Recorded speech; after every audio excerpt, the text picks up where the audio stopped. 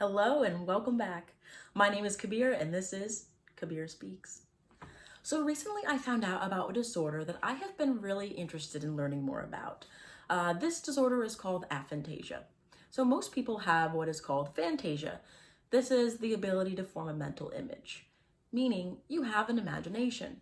People with aphantasia cannot form a mental image. They are completely unable to do so. So for example, if I were to say to you, picture an apple.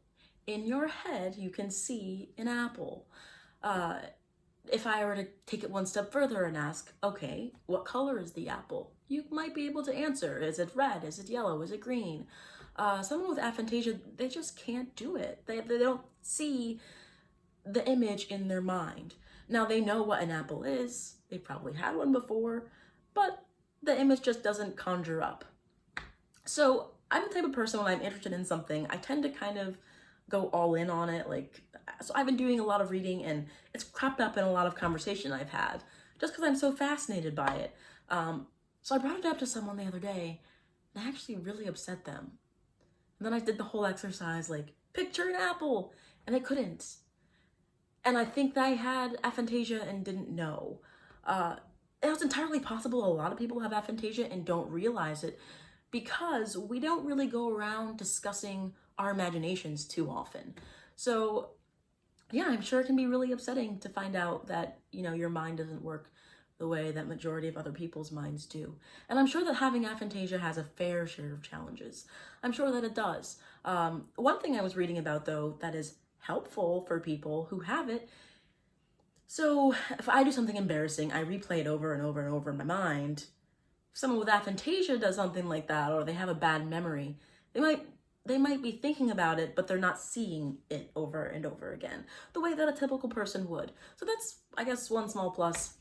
I don't know if the cons outweigh the pros of having such a condition, but anyway, so as I was reading about it, I stumbled across a test that is given to people to gauge whether or not they have aphantasia.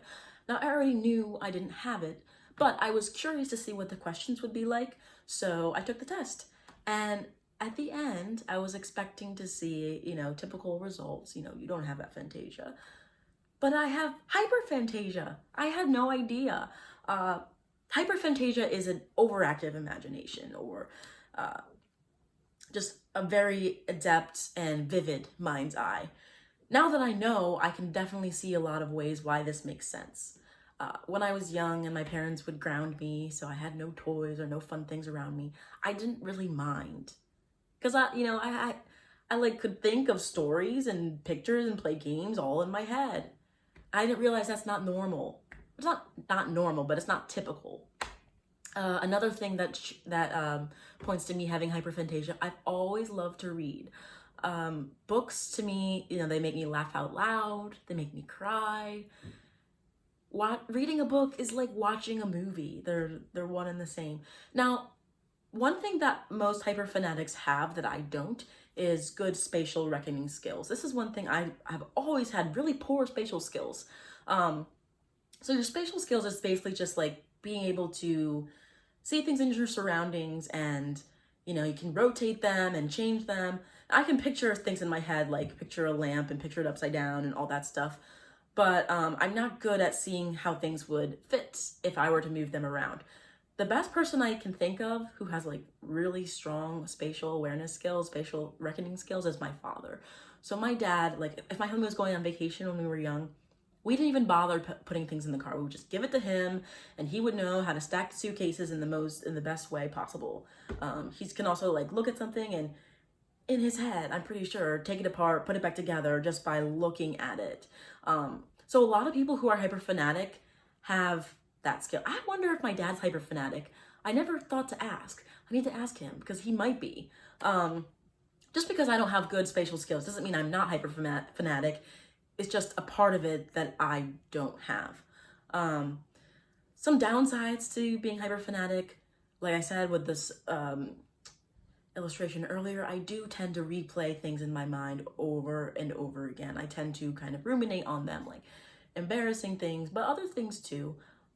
Also, it's really hard for me to fall asleep without white noise. I have to sleep with a fan at least, and if I don't have a fan available, I have to sleep with the sound. I have this app on my phone called Rainy Mood. Check it out, it's great, it's free. Just the sound of rain. And sometimes if I'm having a hard night, then both. And if I've ever had my mind altered, like if I have alcohol, then the pictures and images in my head, like I'm not really controlling them. So if I, I drank and then I go to lay down and go to bed, like I just see like shapes and images and like flashes and colors. And I didn't realize that that's not something that everyone else experiences. Those, by the way, are called closed eye visuals, or CEVs. Pretty interesting stuff. To me, anyway. I hope you guys find it interesting too. Like I said, I've just been reading and researching and like talking about this nonstop. But yeah, I'd like to know more, because now that I know that I have it, the next thing to do is to figure out how I can use it to my advantage. Because there has to be a way that, having a super strong imagination can help me in life. There's gotta be a way. So I'm gonna find out more about that. And I'm actually gonna drop the link for you guys, the test that I took, because I want you to take it. I'm curious to see like what my friends and family, where they rank like on imagination and or lack thereof. Yeah, so you tell me, how is your imagination? How strong is your mind's eye? Because I'd love to hear about that. Oh, and there's one more thing that I want to make clear. So having hyperphantasia, that doesn't mean I have a perfect memory. As a matter of fact, I'm very scatterbrained a lot of the time. Like, yes, I can picture my room perfectly in detail, but that doesn't mean if I drop something under the bed that I can be like, oh, it's under the bed, I found it in my brain. It's not like that. So I think that'd be a little bit confusing for people. It's not total recall. It's not a perfect memory. It's also not synesthesia. So synesthesia is, I don't want to call it a disorder because I think it's really cool, but it's when like people's minds, their wires are crossed so they can smell colors or hear shapes. Like their senses are all intertwined. It's very neat. Actually, some of the most brilliant people in history had that. I don't, but yeah, wish I did. Anyway, yes, please, I would love to hear from you. So as always, comment, write me, call me, text me, whatever. Thanks for watching.